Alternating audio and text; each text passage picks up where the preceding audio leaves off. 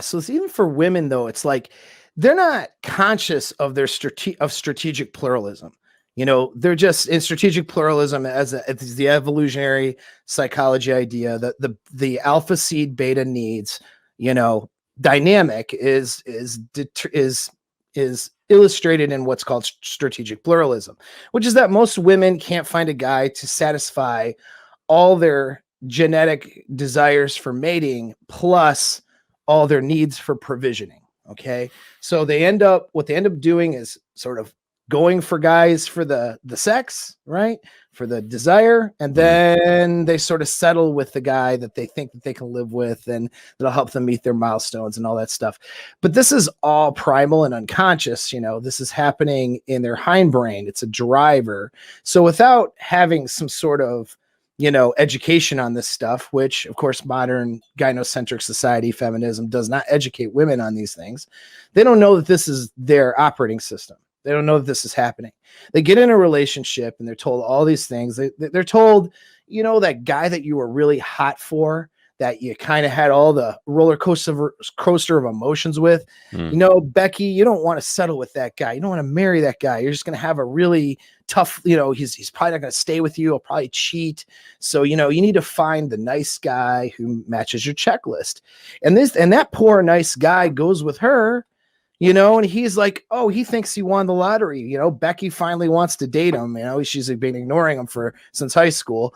Now Becky finally wants to go out with him. And, he thinks he won a prize. And she really realizes, the error of her ways. And she's going to settle with him. And then they get along the relationship, meet some milestones, and she's just not happy. And so she's trying to figure it out. And no one's telling her the answers. They're telling her that if she just has a transactional relationship with this dude, that then she's going to be happy. And then she does all this, he's like, I clean the kitchen. How about that blowjob that I only get on my birthday?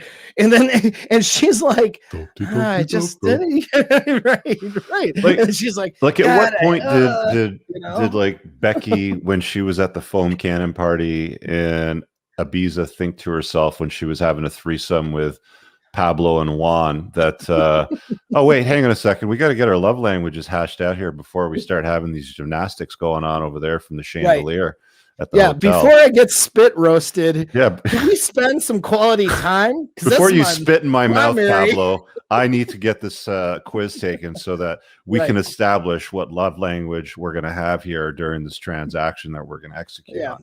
Pablo, can you tell me words of affirmation behind me while I get physical touch from your friend in front of me? Those are my primary. You over there, you do like what do? You have like a room, with a train ready to go. Okay, you over there, you're going to do physical touch. You're going to do words of affirmation. Yeah.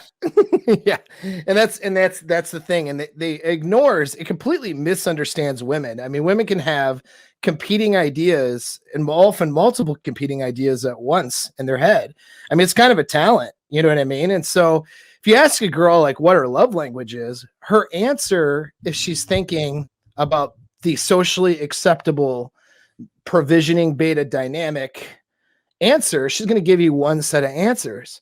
But her answer for Chad that she's, that's going to see on the side and sleep with on the same night and, not tell her mom about that guy. Yeah, that's a different answer. The only answer that you guys need to concern yourself with is, does she have genuine burning desire for me?